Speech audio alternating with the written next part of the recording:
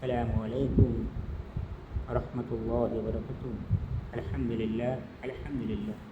সমস্ত প্রশংসায় তারিফ মহান আল্লাহ রব্বুল আলামিন, যে আল্লাহ তাআলা আপনাকে আমাকে মানুষ বানিয়েছেন এবং পৃথিবীর আলো দেখার সুযোগ দান করেছেন।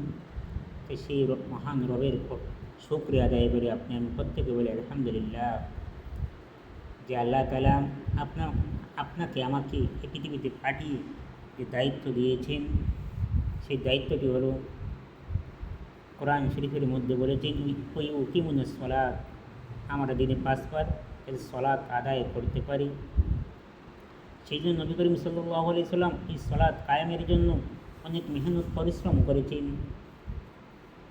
হযরতে আনাস রাদিয়াল্লাহু আনহু হতে বর্ণিত একটি হাদিস, নবী করিম সাল্লাল্লাহু আলাইহি সাল্লাম বলেছেন, যে ব্যক্তি প্রথম তকবীরওয়ালার সহিতে জামাতে 40 দিন নামাজ আদায় করবে, আল্লাহ তাআলা তাকে 2টি পরওয়ানা লিখে দেন।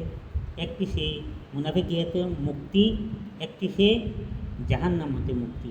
এই জন্য ভাই 40 দিন প্রথম তকবীরওয়ালার সহিতে জামাতে নামাজ আদায় করে আল্লাহ তাআলা 2টি পরওয়ানা লিখে দিন। সেদিকে আমরা খুব খেয়াল করব, আমরা যাতে প্রত্যেকে জামাতে উপস্থিত হয়ে সলাৎগুলি আদায় করতে পারি, বাড়ি ঘরে আদায় না করে। সেই জন্য আল্লাহ তাআলা 2টি পরওয়ানা দিয়েছেন, একটি জাহান্নাম থেকে মুক্তি, অপরটি হলো মুনাফিক হতে মুক্তি। সেই জন্য আমরা যাতে জামাতের আমলটি করতে পারি ইনশাআল্লাহ, আমরা প্রত্যেকে চেষ্টা করবো ইনশাআল্লাহ। আল্লাহ যাতে আমাদের সেই আমল করার তৌফিক দান করেন। আখির দাওয়ানা আলহামদুলিল্লাহি রাব্বিল আলামিন। সাল্লাল্লাহু আলাইহি ওয়াসাল্লাম।